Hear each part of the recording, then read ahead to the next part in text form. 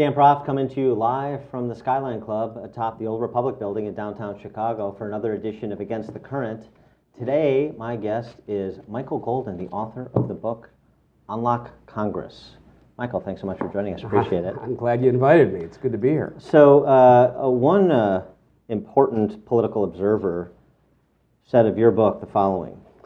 Unlock Congress provides precisely what it seeks from Congress: deliberative, historically grounded, and well-reasoned policy prescriptions as to how a free society should be governed. That important person was me. And I think what I meant by that, despite the fact that we have some philosophical differences, right? You're a Democrat. I'm not a Democrat. I'd say I'm more progressive than you are, but no, not a member of any party. Really? You're post-partisan now.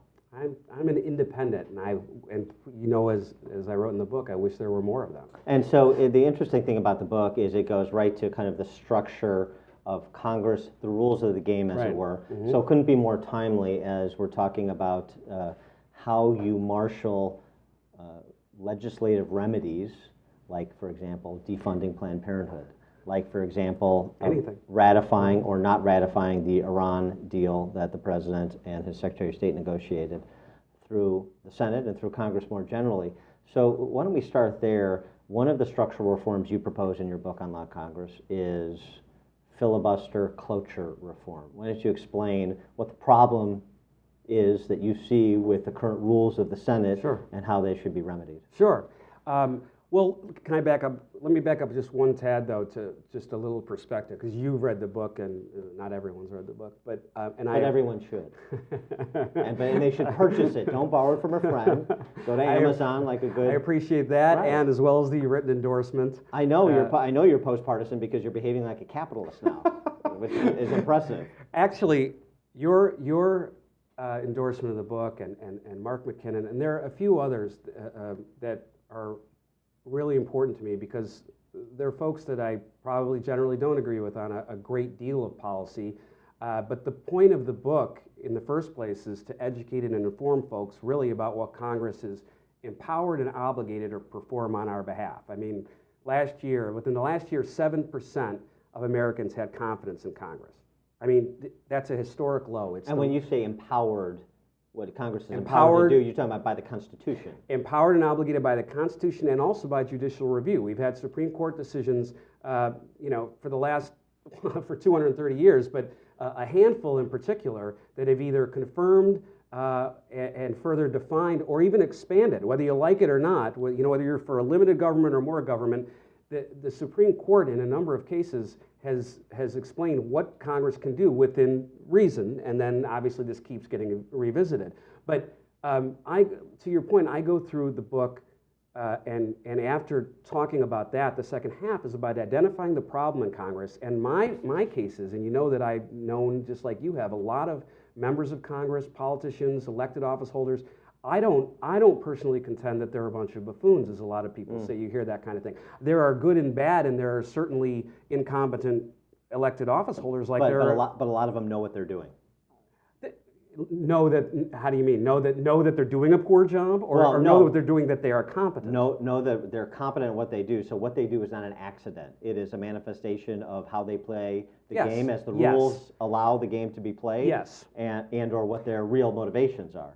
Yes, absolutely. But I also mean that a lot of them, look, the idea that some people say, oh, they go there just to graft off the system and to get all this stuff. If you have been in a congressional race and you've seen the rather pride-swallowing activity of scooping up money every day, of being on camera all the time, of going through these debates, of not seeing your family in the event you get elected because you're going back and forth every week, it's difficult to run for office, especially federal office, and to stay in office and to do anything good once you get there, even in the best of circumstances, I would argue.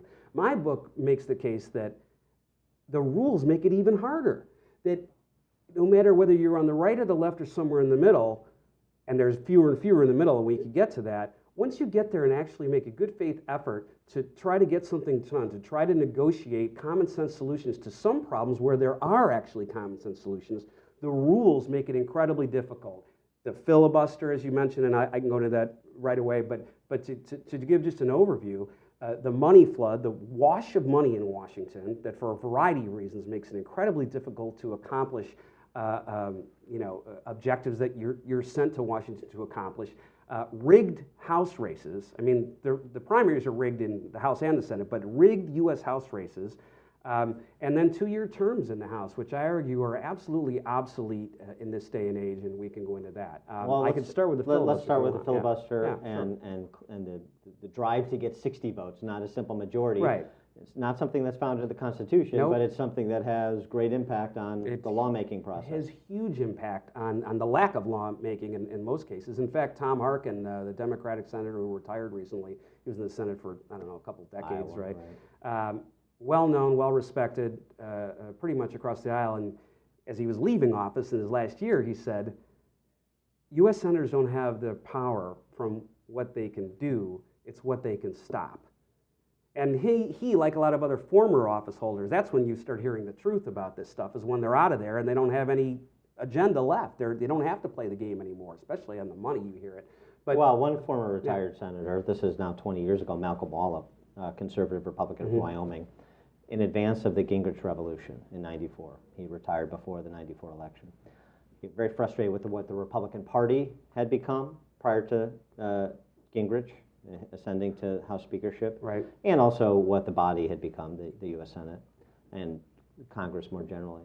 He said the problem with the Republican Party is this: if the Democrats introduced a bill to burn down the U.S. Capitol, Republicans would compromise and agree to phase it in over 3 years. Is that a fair? Is that a fair problem? You hear me laughing. You don't hear me pushing back on it. I mean, well, and the irony is that you hear Robert Dole, who was Senate Minority Leader, and when he was Senate Minority Leader in the 90s, he broke the record for obstruction tactics in the Senate. But 20 years later, on his 90th birthday, a year or two ago, he said, "Look, there's some things ought to be stopped, but you got to have a vote. This is ridiculous." I mean, this was a record-breaking obstructionist in the Senate saying this is out of control. I just saw the documentary Best of Enemies, Buckley and Vidal in the 68 Oh yeah, I want to see convention. that. That looks amazing. It's excellent. It's very well done. But you see Nixon in '68 at the convention, and who walks on stage right before Nixon? Bob Dole, a young Bob Dole, youngish Bob Dole, Strom Thurmond, introducing Nixon in '68. These are senators that were part of kind of the political landscape as we were growing up, within the last 30 years subsequent to the '68 convention. So you have longevity. You have people that are there for a long time and they learn how to manipulate the system under the rules. They promulgate rules that allow them to manipulate the system in kind of always new and exciting and creative ways. And getting back, not getting too far off on a tangent, getting back to the filibuster and the need to get to 60 votes, this is one of the ways. Well, and this is really actually interesting, especially for a super nerd like me, but I think in general, not only was it not in the Constitution, the filibuster was an accident of history. Aaron Burr was vice president in 1805, and pre-duel. Clearly, and he would say, how many people get that joke? Is the question. You're a super nerd too, if you're making that joke was just totally for you and me. For you and I. Yeah, for our own personal enjoyment. So in 1805, he said to the Senate almost in an offhanded way, because the vice president presides over the Senate. He said, "You got to clean up your rule book. You don't need all this stuff." And they got rid of, I believe, the motion to proceed to a vote. And because that was the case and it's unanimous consent in the Senate, now anybody could, like Jimmy Stewart and Mr. Smith. Right, Mr. Smith goes to Washington. That the romanticized notion is someone can stand there, flap their gums as long as they want, and you can't stop them. Now, eventually, they got to the cloture, the cloture rules, where okay, you could stop someone and get to a vote and get the nation's business back to the nation's business, but it's going to take. At first, it was 67 votes. It was 2/3, and then they moved it back in the 20th century to I think under either Nixon or Johnson, but they moved it to 60 votes. Well, our Constitution is based on majority rule. There are 5 specific places where you need more than a majority in the Constitution. Passing legislation, arguably the most important thing Congress does in conjunction with the executive branch, is not one of them.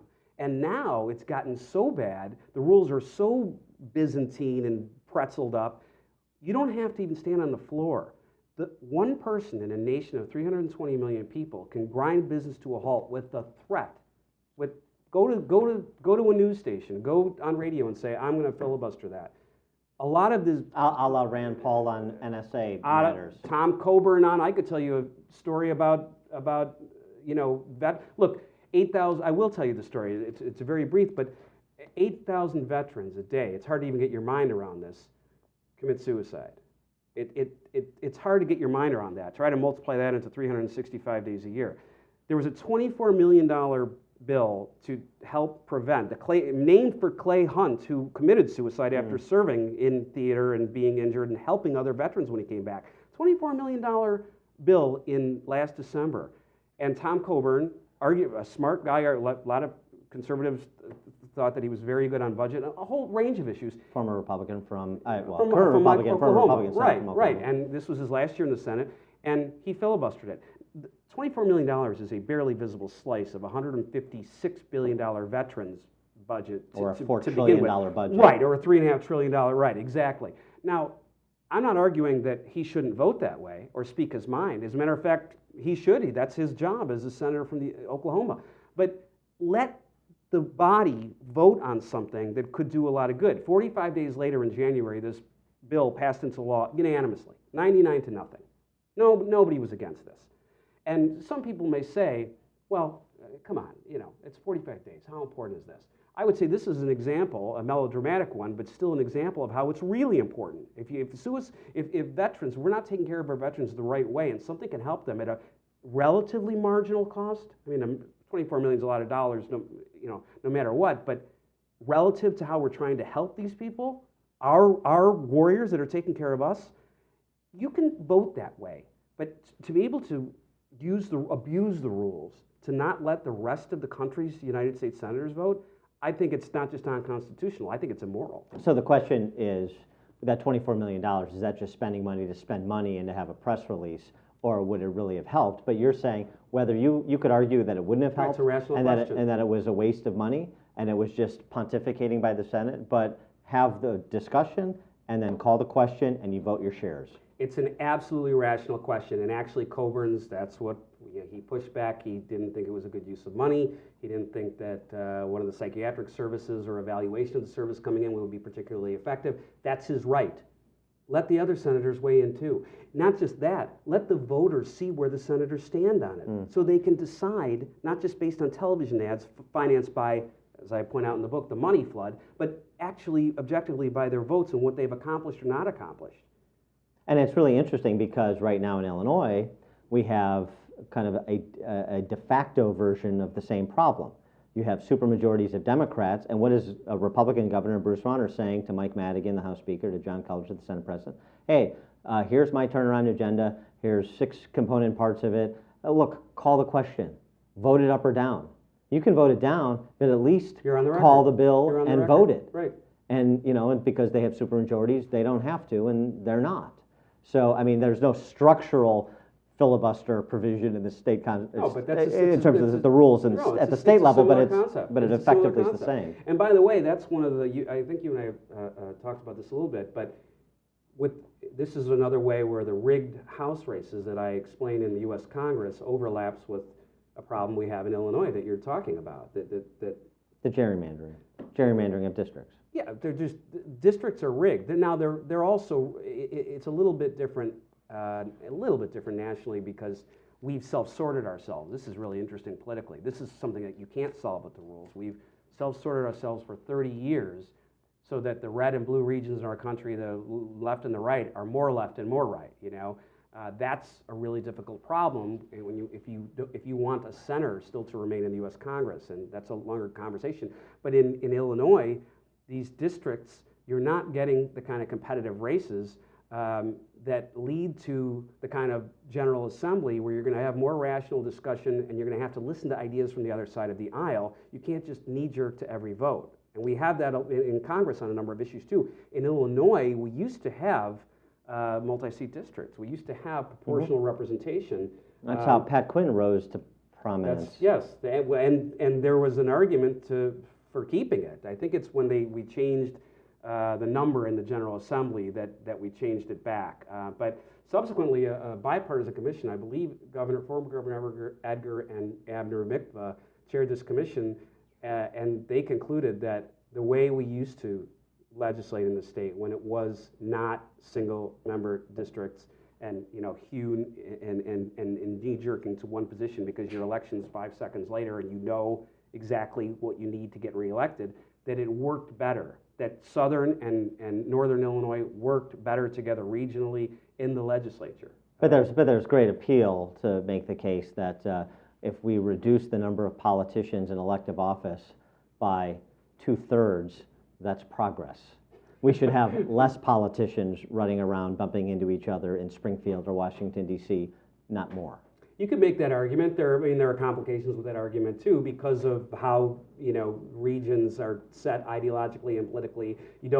I'm not for excluding minority voices, and I'm talking specifically about ethnic minorities. I'm talking about political minorities. Right. And by the way, that's one of the things, and it's in the book, that proportional representation would do in the U.S. Congress. You'd have more women getting elected to Congress. You'd have more African Americans being elected to Congress. You'd have, not for the sake of it, but because if you divide up the vote, the vote in Congress right now, if you take the national vote, is not reflected in the makeup of the House.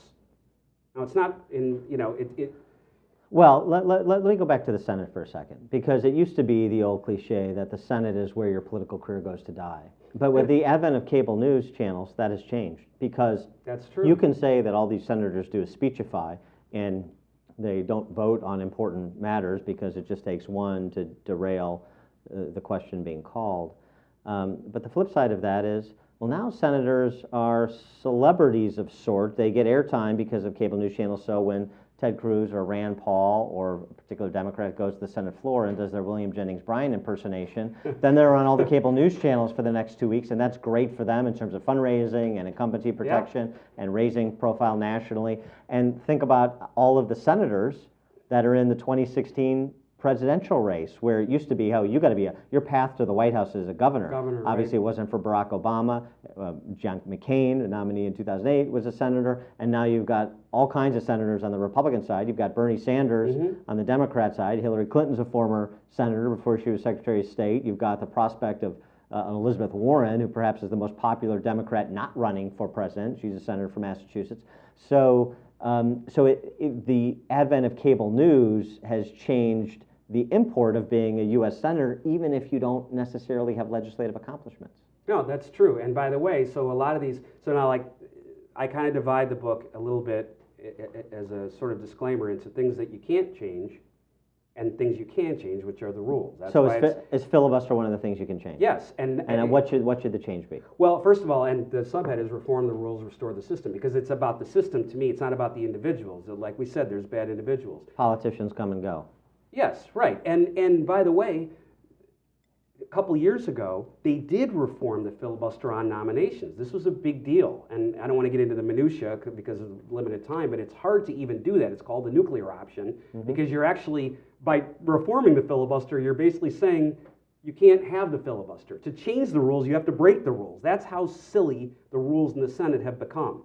But they did it. They did it on nominations. So anything outside of Supreme Court nominations, you can't filibuster the same way. There can be delay, but after a certain point in time, there's a vote. And now a lot more heads of agencies that do real work, not just figureheads, as well as judges, and that gets dicey depending on your ideology. Yeah, but more people have been confirmed that are actually governing. Miguel Estrada is still waiting for his confirmation vote to the federal bench. A George W. Bush nomination. Yeah, right. And so the filibuster reform is... They did that on nominations, and the reform on legislation... That you propose. The reform you propose is what? Well, I propose, and so does Emmett Bondurant, who's been a constitutional attorney for 50 years, getting rid of the filibuster. I don't find it constitutional, and I don't think it should be in there.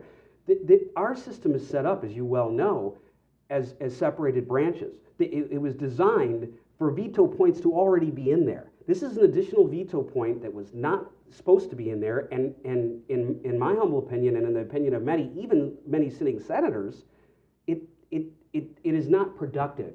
There are enough veto points in the system. You don't need this additional one. If the House and the Senate are both in one party, the Republicans right now, okay, perfect examples right now, they control both the House and the Senate.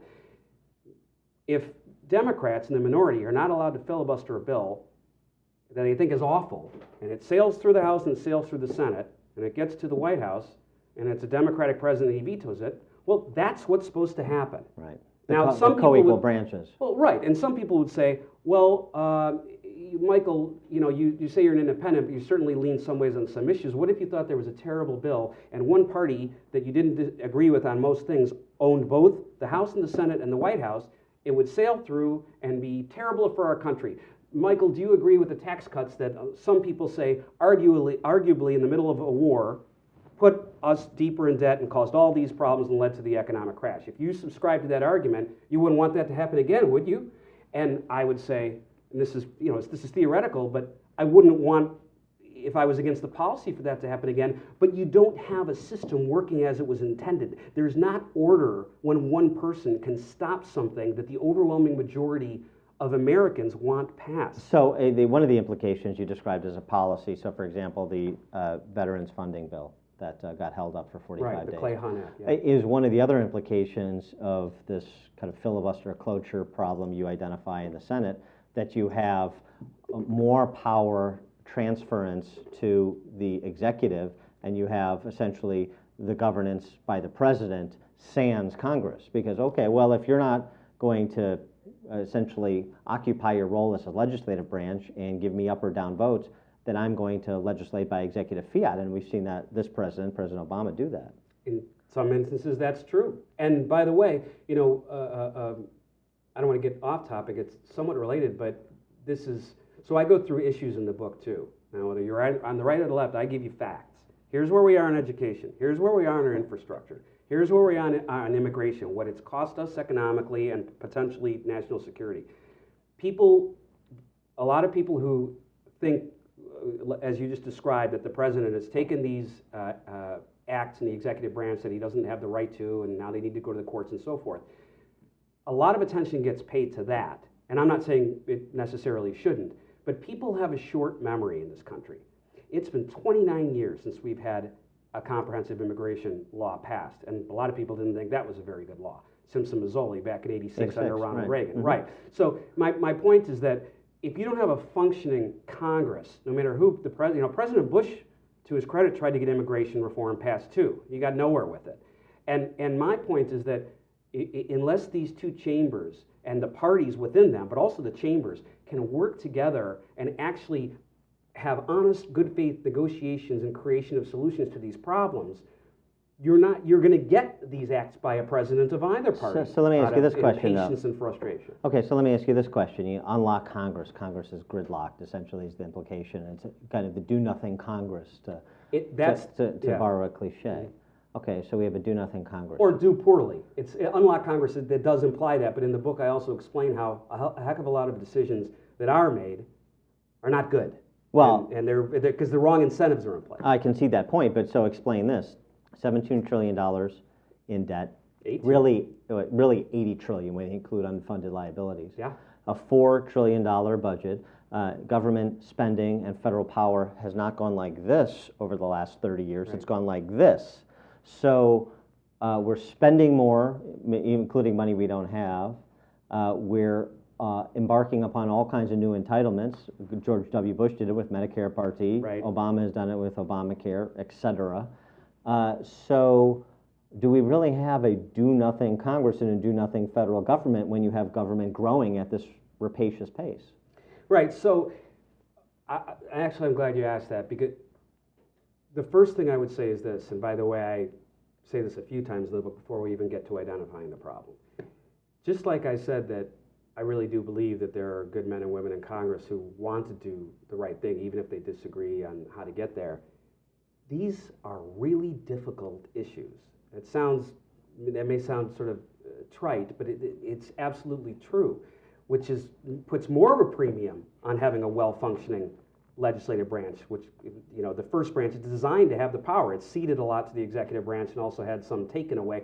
But these problems you're talking about, look, when you have these large entitlement programs or social safety net programs or whatever moniker you're going to put on them, and like you said, going out decades, you're talking about far more debt than the debt burden we have right now, the ratio.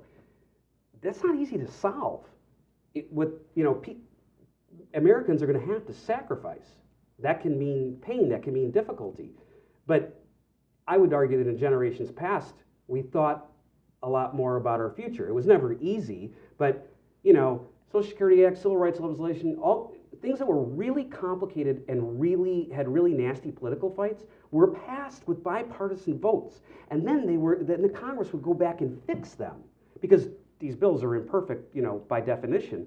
To make them better, you know, whether it's the CHIPS program or Social Security, when under Reagan, I think, you know, we improved it. You had the chambers and the leaders to some degree working together. You don't see a lot of that anymore. People are blocked into their positions. So I'm not smart enough to say that I have the answer, the policy solutions that I can whip out and that both parties are going to love, because these are hard problems. I would say some things that you know, look, when you have your country's falling apart, your public schools are falling apart, your roads and bridges, and you know, when you have an infrastructure problem and other advanced democracies are racing past us and there's zero interest rates, I think that there would be a way for Congress to figure out how to do that, invest in the country without squandering an enormous sum of money. Okay, so one of the other laments is the money in politics. Oh, we need to get the money out of politics, which is kind of like trying to get the wet out of water, right? When you have At this point, yeah. when you have this much power residing in a centralized government, you're going to have, and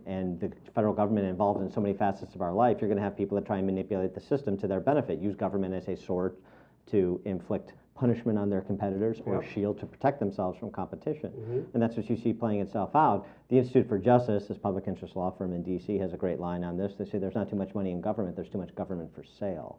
Or too much money in politics, there's too much government for sale, which I tend to agree with. I'm not sure they're mutually exclusive. Well, maybe not, but so campaign finance reform is another one of those anodyne phrases we hear all the time, mostly from politicians who have no interest in changing the rules of the game. So what is the problem with how we finance campaigns now, and what would be a better system in terms of rules of the game that would apply to both parties? So Richard Painter, who was the chief ethics officer, I believe that was the title under President George W. Bush, he and Lawrence... That's an Orwellian title for a federal post. and he and Lawrence Lessig, he's quoted, you know, about my book, and a brilliant Harvard law professor and also the author of Republic Laws. Their politics are probably quite a bit apart, and they both agree that there should be a way to do a voucher from your taxes that's leveraged with public financing. Now, I know that's a scary term for you and others, public financing of campaigns. But hear me out on this. And which we have at the presidential level, if you don't want to opt out. Yes, I'm talking more about Congress, but the presidential, they're a little different, but they're both enormous problems. But Lawrence Lessig, who, by the way, and I know this sounds pie in the sky crazy, but I'm supporting him. He announced a week ago he's running for president. Of the United States? Of the United States, and he's running for president on a platform of the Citizens Equality Act that has three things. It's about, I won't go into detail, but it's about changing the way the money works. In other words, campaign finance reform, but with specifics. Voters' rights so that everybody is able to vote, and getting rid of gerrymandering. Now, is everybody not able to vote at present? No, that's a longer discussion. A Is lot of people who would say that people's rights are being violated. Is it difficult to register to vote? Is it difficult to show up 30 days before the election to early vote in most states, or difficult to show up on election day to vote? They're cutting back on early voting. But we didn't have early voting for most of the existence of our republic. That's true. We also didn't have a lot of other things that we have in the year 2015, and we have a different economy, and there's all. But is I'm for early voting. Okay. We may differ on that. Well, that's fine. But I mean, is it difficult to vote? Is that a difficult proposition for somebody who has some civic concern about the future of their country? I would say that in some states, for some people that don't have certain requisites that have become new requisites to go and vote, yes. Such as what? An ID card? An ID card. There's. You need an ID card to access our social welfare benefits, which are not provided technically in the Constitution. You need an ID card for that, but you don't. But an ID card for voting, to participate in this representative republic, that is a bridge too far. Yeah, I'll concede right now with the camera rolling that I don't know. In my book is not. That's one of the issues I don't discuss voting rights in detail, and I'm not armed with the proper argument. It would take me less than an hour to become armed and come back to this table and revisit the issue. Part two. I'm glad to. Part two. I'm glad yes, to. Okay. But to your question, going back to about the money, the way it is right now, it's not just the super PACs. It's the challengers have a very difficult time raising enough money, and incumbents go to the same big donors. Institutional donors. That's right. And also, they're pressured by both parties. And I'll give you a great story about the Democrats codifying it at the Democratic Congressional Campaign Committee. They're on the phone so much. So it's not just that, as Lessig calls it, the gift exchange economy, where you can be corrupt without doing anything per se illegal. You're also wasting enormous sums of time not tackling the issues we just talked about and actually trying to find solutions that are A, creative enough that they could do something, and B, where you could negotiate in the center because no party's going to have their way complete. That doesn't happen that often, right? So those are two ways. Now, to your question about what do we do about it, the first thing is, and I agree with both Painter and Lessig and others who promoted this, and there are bills in the House and Senate right now to do this, to leverage small donations.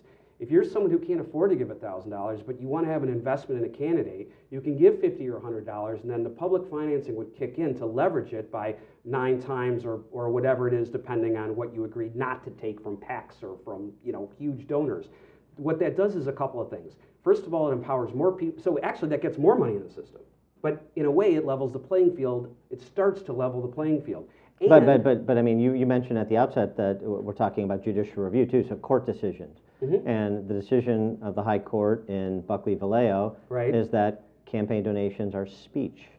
So yes. you want to be in the business of limiting speech.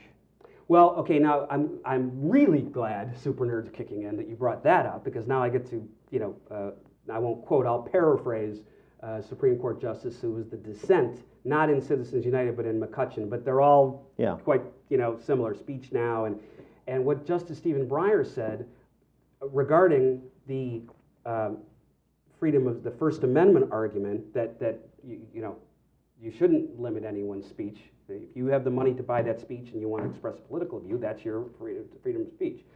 Justice Breyer said in his dissent that, boy, I wish I had the exact quote, but it's freedom of speech is not just about protecting an individual speech, it's about protecting collective speech that matters.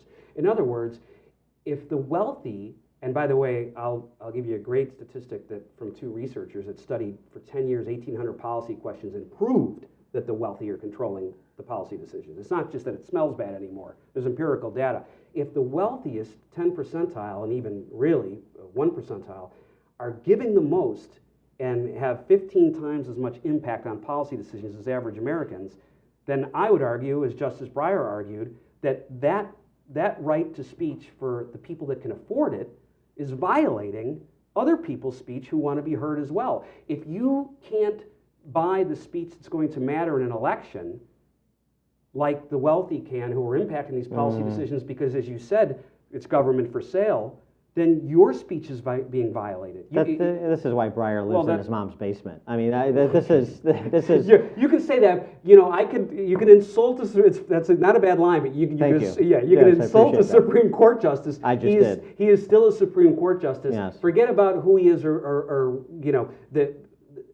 just focus on what he's saying and I invite you to make a rational argument. Okay, so here's the rational argument. That says that why shouldn't that collective speech be mattered in a democracy? So what collective speech? This is the idea that if I can rent out a convention hall to offer speech and invite people to come to a convention hall, and I get to speak to 3,000 people, and somebody that doesn't have means to rent out a convention hall has to speak on the street corner, whatever they have to say, that there's somehow some unconstitutional inequality, and so we have to provide a convention hall to that person on the street corner. I completely reject that analogy. It sounds good, but the people that are going to see that person speak, that's a private event, and again, going back to your government for sale, it is not giving money directly to candidates or to organizations that are buying these men and women. They are indebted. Not only they're wasting time, but they're indebted. But that starts from the premise that assumes somebody gives you cash and you are indebted to them for something other than what you said you would do if you were elected. And I don't know that that's necessarily true. That they're indebted based on what they said, based on... Yeah, so you give me $1 million and you want me to vote for tax hikes. Well, I ran saying I'm going to vote for tax cuts, but you gave me $1 million, so now I'm necessarily going to vote for tax hikes? No, I'm not. Oh, but you're making my point. It's just you're pulling me further back on the track to make it, which is fine. The odds of someone giving $1 million who's running on a campaign that's diametrically opposed to one of the things they want to have done in their economic interest is close to zero. It'd have to be your nephew who you really, really love, and you'll pay more taxes. you have candidates. You know what I'm saying? You understand what I'm saying? I do, but you have candidates and you have Supreme Court justices who you thought would do one thing if they were elected or appointed and do something completely different. Now, don't get me wrong. I'm not saying, when I say indebted, I'm not saying that the people that are elected to office go down the line on every single policy decision in terms of legislating. What I am saying is that it's illogical to think that they are not impacted by the huge proportion of money that comes in and that they know is a safe haven to go back to and get reelected. And by the way, in the House, not to move to another precept of the book, but in the House, it's even worse because of 2-year terms. These guys are on a perpetual political greased wheel with no off switch. Perfect segue, because one of the other things I want to make sure we get to, because this is a counterintuitive proposal, in an era where we're talking about term limits. At the federal level, at the state level, it is populist politics to be sure, but it's populist because it's popular. You're talking about extending the term of members of House from 2 years to 4 years. Why? Right, and by the way, although I'm not against term limits per se, it's not one of the things that I promulgate in the book. I do talk about it and explain kind of what's happened in Michigan and California under some rigorous term limits and some of the problems that they found, and they're still trying to work it out. And my argument for that is that we need more experimentation, I think, in the state level and in that laboratory before you go.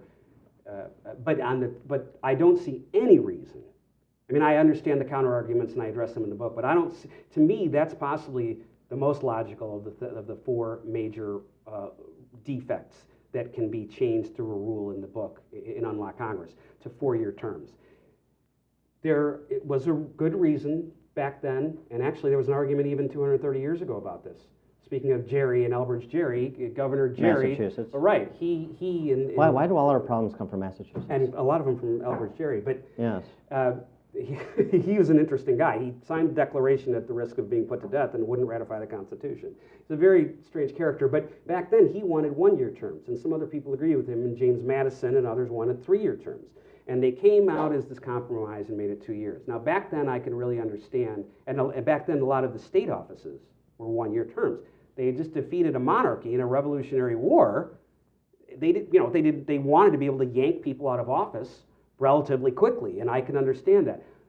The world has changed. Our government, in some ways, has changed. The pace has changed. The media has changed. So the money has changed. So much has changed that in this day and age, I've worked for people running for office who were challengers and also an incumbent, so I've seen this. They don't have time to do this job properly, and then you kick the money into it, and it makes it even harder. Going back to that thing I was going to tell you that I'm not sure you remember from the book, the leaked memo from the Democratic Congressional Campaign Committee. Yeah. So, for tell the story. I will for people that are interested. This is right from the orientation for freshman members of Congress in the Democratic side of the aisle. And a PowerPoint presentation. There is a sheet that shows them. Here's what your recommended daily agenda should be. How much time you should spend on each of these things. It's 1 hour for this, 2 hours for this, 1 hour for this, 1 hour for this. 1 hour for taking people's money. Then what was the rest of the day? 4 hours at the top. You beat me to the punchline. The punchline is that 4 hours at the top is call time. That's not call time to see how your constituents, if his lamppost, that's not call time to see if a visa was issued. That is to call wealthy people, wealthy enough to give you more than $50 or $100. And that's, by the way, for people who aren't that familiar with how this really works, that's a floor. 4 hours a day. Yeah. And I know because when I was a campaign because you get those calls all day.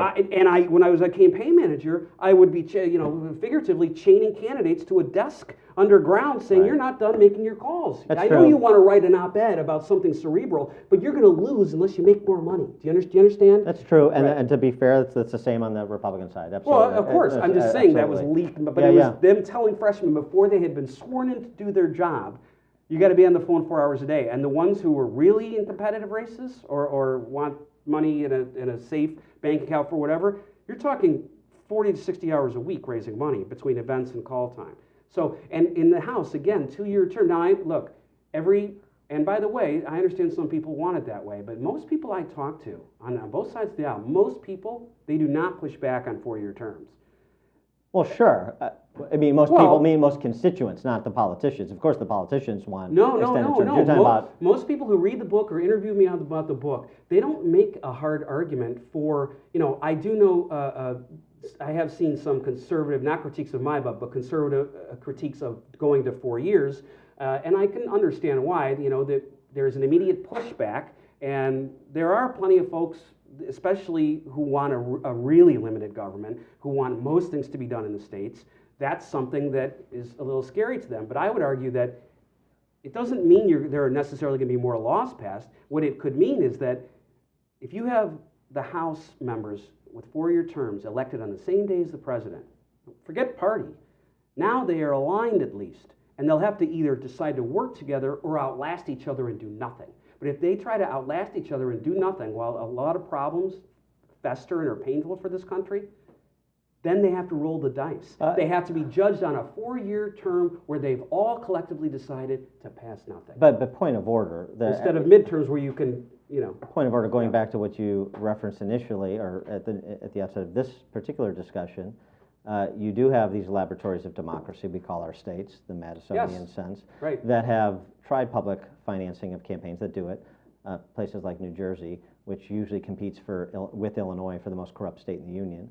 You do have other states that have term limits for their state officials, and it's not demonstrably clear that has improved the quality of governance at the state level. Term limits or extensions? Term limits. Term limits. Right, and that's term why limits I'm not, one, public financing the other. Right, and that's why I'm not for term limits yet at the federal level until there's more proof. I think it can be dangerous because as much as I don't love having career politicians, and I don't know anybody who really does, legislating in Congress is a Byzantine maze.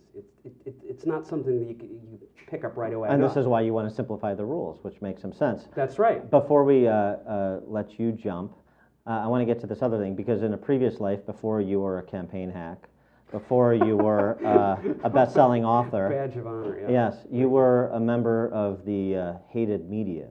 You were a reporter. I feel like I am again. You write a book, you're a reporter. Right, you're still hated, yes. Right. Thank you. Yes. No, but you were flattery knows no bounds. You were a TV reporter.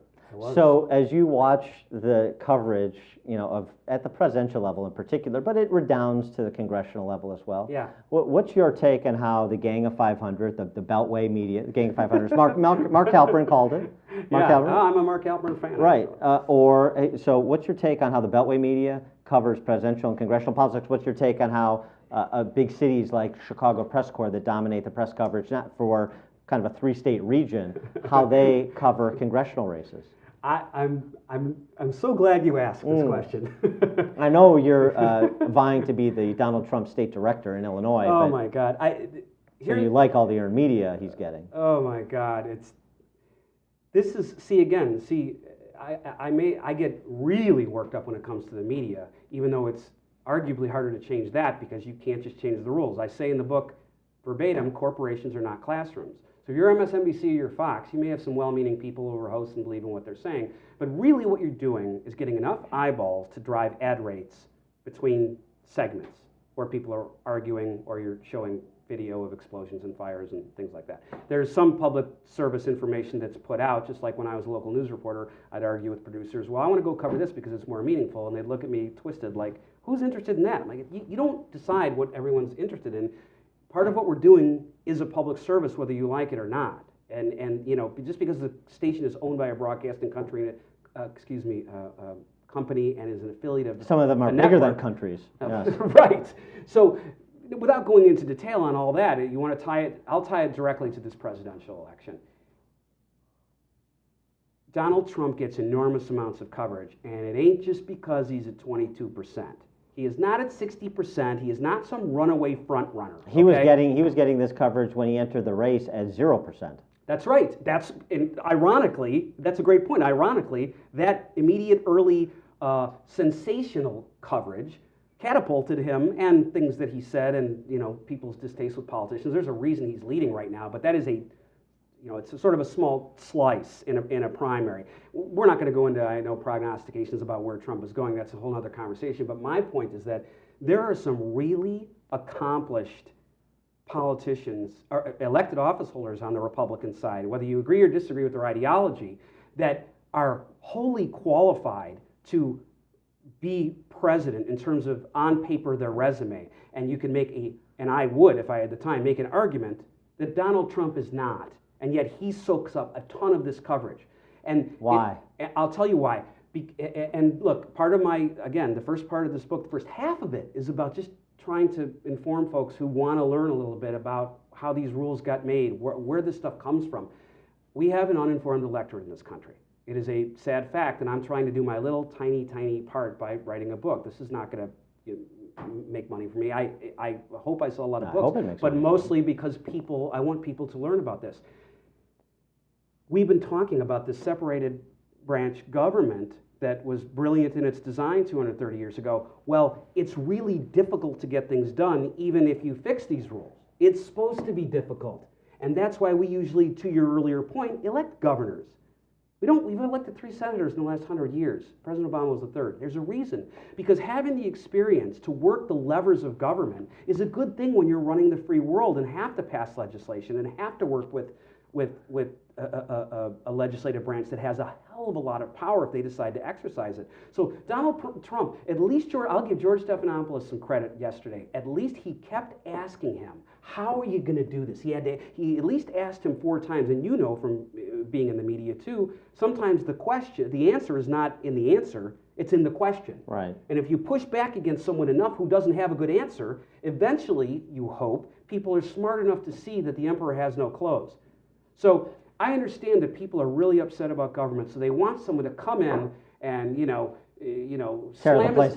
his hand on the table and say, I'm going to do this, this, and this, and we're going to win again and be great again. But it's not that simple. And by the way, I have enough faith in our process that once the light gets brighter, people are going to hear that his answers don't have details enough, or he's not well informed enough to be in charge of the country, or at least hear someone asking him 4 times on national television. Right now, people are too frustrated to see whether he's truly qualified or not. And a lot of people, I think that it's not that tough.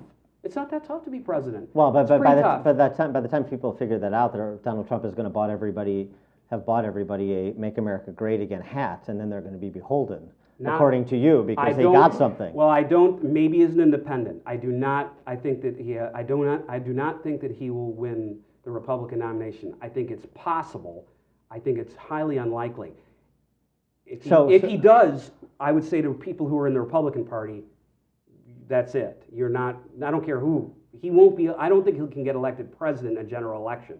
But to me, and by the way, no one's asking me for advice from Republican candidates. But if I were a couple of these big qualified guys, whether you're Kasich or whether you're Bush or Scott Walker, choose your guy.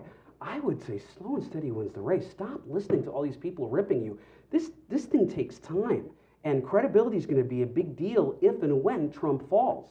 And there's a pretty good likelihood. I'm not saying it's not because I hate Donald Trump, but it's a good likelihood if you look at past political history that these answers of his and his celebrity is not going to hold up. So if Michael Golden was running a major cable news network, what kind of programming would you do? Make a joke, or are you asking a serious question? No, I'm serious question. What would you do that you don't see on Fox News Channel or CNN or MSNBC?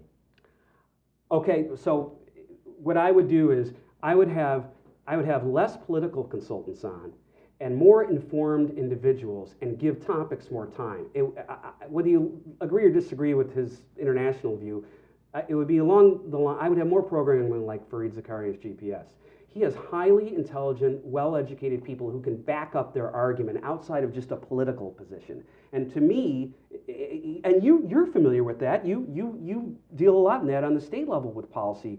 You and Matt do. Until you get more facts into the argument, then these bromides, they bubble up to the top, and candidates, the way our rules are allowed to run on that.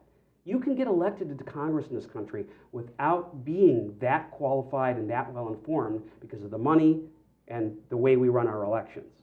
And there are solutions in the book to do that in a way that is A, I think more rational, but B, once these elections travel, the results travel to Washington, there are ways to run these elections and change the money where they can actually have an honest conversation, trust each other a little bit more, even when they disagree, and do some of the things that are not even the most controversial challenges that face the country. I know that sounds easy, but the other thing is, the other disclaimer for the book, I know we're running out of time, is this ain't going to solve the whole problem because the system's supposed to be difficult. This is an argue for facts and moderation and to get a political center back that is almost completely vanished, not in the country, but in Congress. And it's an important contribution to that discussion. The book, Thank you. Unlock Congress. He is Michael Golden. Thanks so much for joining us I appreciate on Against it. the Current. We appreciate it. Thank you. Man. Appreciate it.